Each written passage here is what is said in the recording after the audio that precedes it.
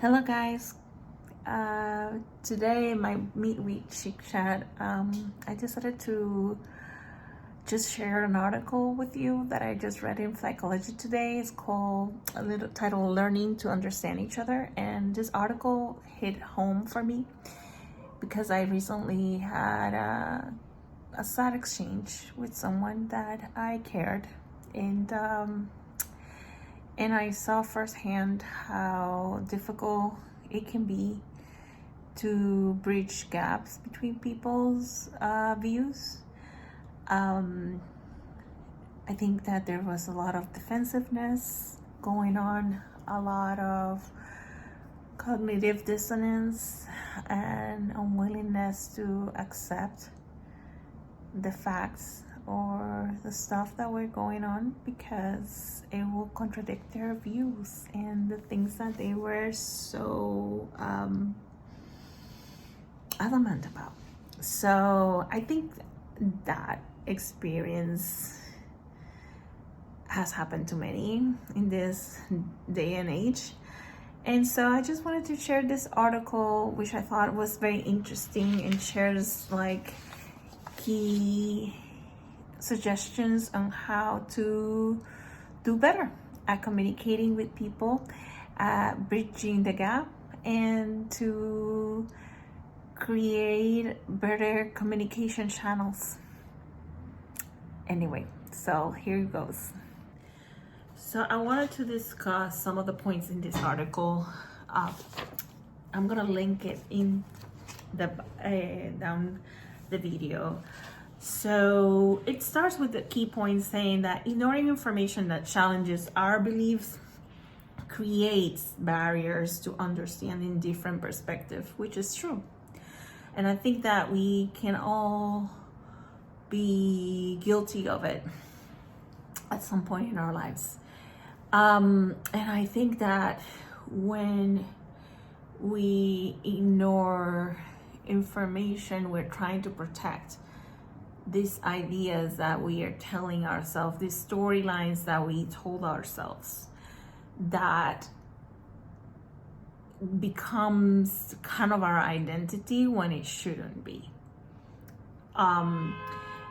Another point that it's brought up in the article is that inattentional blindness causes us to miss obvious things when affecting social interactions, and that emotional filters and motivated blindness prevent us from seeing uncomfortable truths. This is kind of something that happened to me recently. Mindfulness, seeking diverse viewpoints, and embracing discomfort can help us overcome these cognitive blind spots. So the article starts with explaining this study that will happen in 1999 by psychologists Christopher Chabris and Daniel Simmons. They did this experiment where participants watched two teams passing basketballs and counted the passes made by one team. Midway through, a person in a gorilla suit walked through the scene, beat their chest, and left. And they noticed that about 50% of the participants did not notice the gorilla. They were so focused on countering the passes that they did not notice the gorilla that showed up. And this is what they call inattentional blindness. And it's when it occurs, our attention is so fixated. It occurs when our attention is so fixated on one task that we fail to perceive unexpected but obvious stimulus.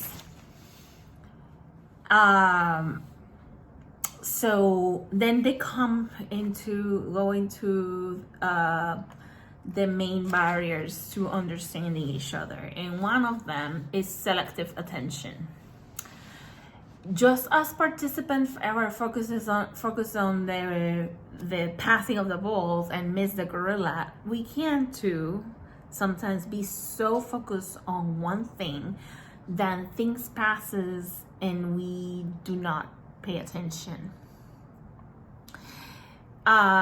This selective filtering prevents us from grasping the full complexities of issues at times.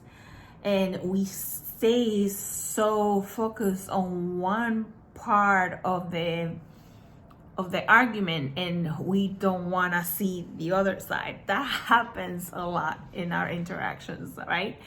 I think we can all agree that we have done it at some point, or we have fallen victims of others that will not get out of their comfort zone and their corner of the argument, and they cannot see the full complexity of the issue at hand. The other part that they discuss on the article on why we have problems to relate with each other in this kind of climate and in general in life, but I think that it's happening a lot more now. Like, I think that the divisiveness, political divisiveness that exists, we're having major issues to connect with each other. So the other point that they raise is cognitive dissonance. It's when we encounter information that contradicts our beliefs, we experience psychological discomfort. Rather than reconciling this contradiction, we often ignore and rationalize away the inconvenient information. In political discussion, people frequently reject opposing arguments outright rather than trying to understand their underlying reason. And this happens a lot these days. I have not been in so shocked by how easily people dismiss information just because it doesn't fit their bias, and they don't want to contradict that bias. And you can see the pain in their faces when you challenge them, and that creates a lot of friction and a lot of disconnect among people, unfortunately.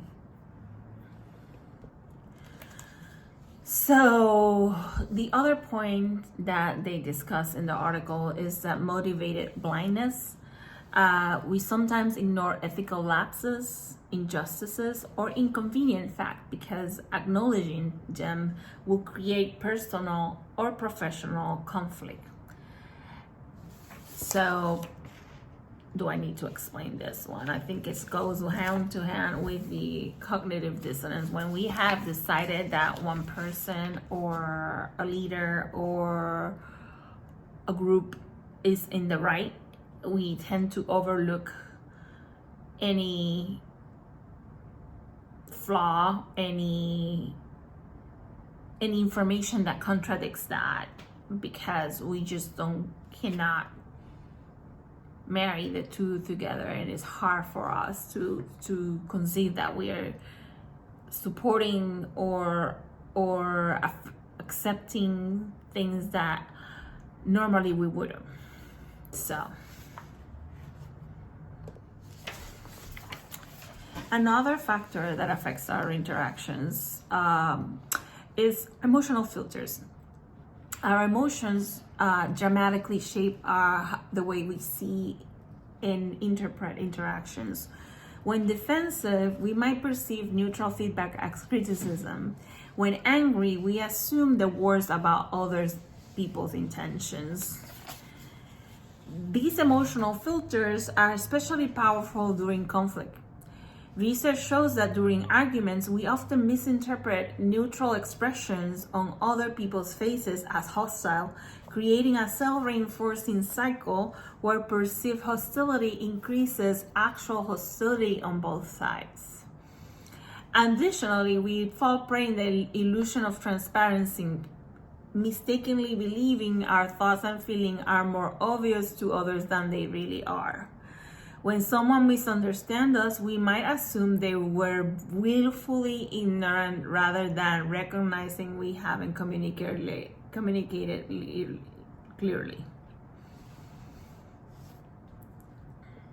Reading this article, these points, it took me back to many situations where I have either been guilty of, or people, I can see these same patterns in other people's reactions. And it's unfortunate, it is unfortunate that it happens. And what can we do to improve? Like, this is not just to say, this is happening, but also what can we do to do better, to communicate better, to breach those moments of frustration and conflict? How can we bridge these conflicts that we face right now on a regular basis with many people that we actually care and we would like to communicate better? What are the things that we can do to improve our communication, our connections to others? We should strive for being better at understanding each other and our differences. So some of the recommendations that articles give is practicing mindfulness, as mindfulness helps train the brain to notice what's actually present rather than just what we expect to see. Regular practice enhances our ability to catch our own blind spots. Studies show that even brief mindfulness exercises can improve our capacity to notice details we might otherwise miss. The other thing that they suggest is that we read news sources with opposing viewpoints, have conversation with people with different backgrounds, and genuinely listen to dissenting opinions. An exposure to diverse perspective not only reduces prejudice, but also improves critical thinking and decision making. The other recommendation they make is embrace discomfort. Growth comes from confronting difficult truths rather than avoiding information that makes you uncomfortable. Leading to that discomfort and examine why it unsettles you. Psychologists call this productive discomfort, the kind of unease that signals we're encountering ideas that challenge us to expand our understanding. The other part that they recommend is implement cognitive checks. Regularly ask yourself, am I ignoring something important because I don't want to acknowledge it?